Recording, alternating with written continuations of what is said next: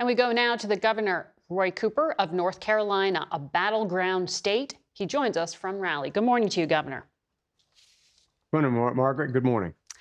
Vice President Harris will be in your state Thursday. We know this is a consequential week. Debates can be catastrophic. They can be inconsequential. Do you anticipate the average North Carolinian is open to persuasion or even watching what happens on that debate stage this week? There's no question about it. It's close here in North Carolina. It always is. This was Biden-Harris's closest loss in 2020, only 1.3%. So the fact that Kamala Harris, as Vice President of the United States, has been to North Carolina 17 times shows that she cares about our state. She knows that we are in play, and she knows that if she wins North Carolina, she is the next president of the United States because Trump has no other pathway. Is it winning, or is it just reducing the amount by which they lose rural voters? You have a very large rural population in your state. And, you know, things that the Biden-Harris administration has done has helped our rural population. I've been able to expand Medicaid here in North Carolina. That's helped working rural North Carolinians. We're getting high-speed internet all across our state. That's something that people are beginning to find out about. And she's got a plan. She's got a plan to lower costs for North Carolinians, particularly in this child care arena, drug pricing. We're excited about the economic plan that she has, and I think North Carolinians will respond to it. Well, I want to ask you more about some of that because our latest CBS polling shows it is a very, very tight race, and it is the issue of economy and inflation that is weighing the most on voters. So we're going to talk about that in a few minutes when we take this break, and we'll come back to finish it with you, Governor. Stay with us. And we continue our conversation with the Democratic governor of North Carolina, Roy Cooper. Governor, our CBS polling shows this is still a competitive race for Donald Trump, largely because of those voters who just don't think they are better off financially right now. Their incomes are not keeping up with inflation. This is especially true among non-college and white and working class voters. How did Democrats change this perception? Well, I think that same poll, Margaret, said that people had more trust in Kamala Harris to help the middle class. And as she spends time getting out her economic plan of shifting the tax burden here, we need to make sure that billionaires and corporations pay their fair share and that everyday people and small businesses get the tax benefits. As she talks about her child care plan and providing child care tax credits, you've got Donald Trump, who clearly doesn't understand the problem.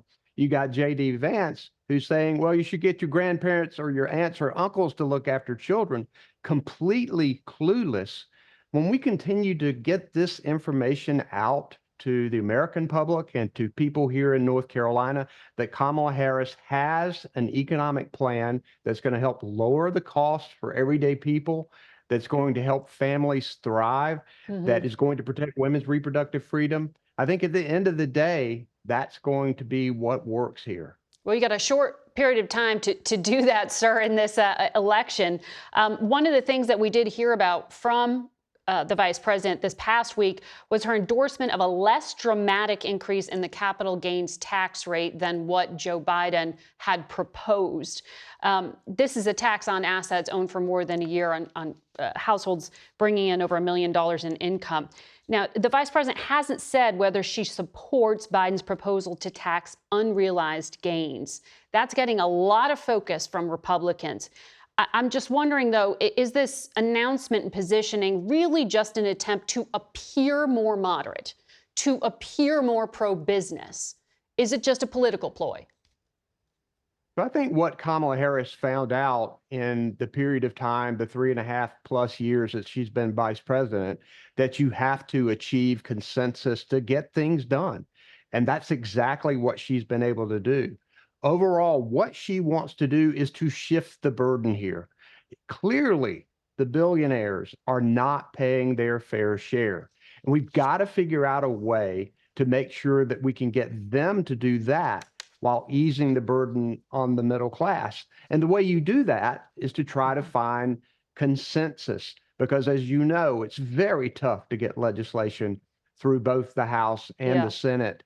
And that will continue to be a challenge, but she's shown that she's got the ability to help do that. Tim Walz was in the Congress, so he's got the ability to help push legislation that helps shift this balance.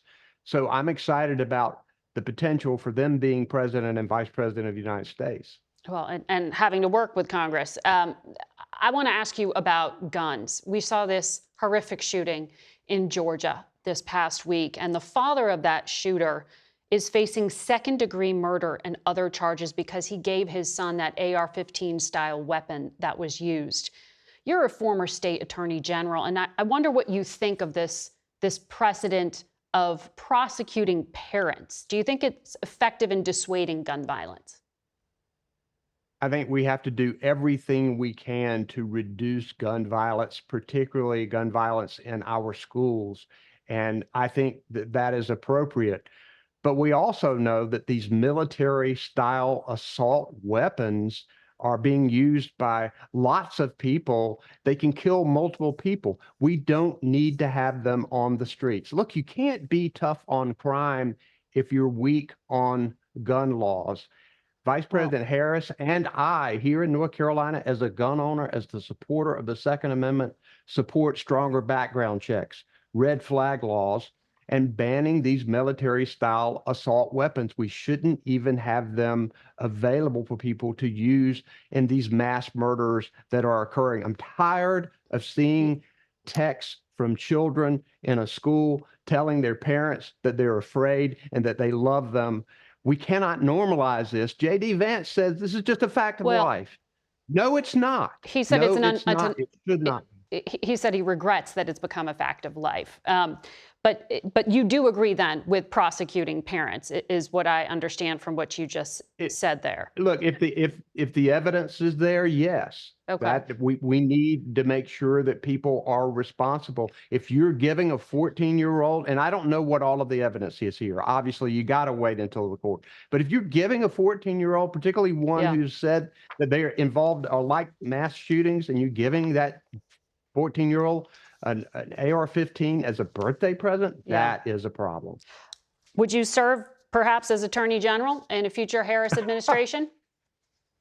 Look, I'm gonna be involved in some kind of public service. I'm running through the tape as governor. It's a lot for me to do. Going to work to make sure that we elect Kamala Harris as president, elect Democrats in North Carolina. Then we'll see.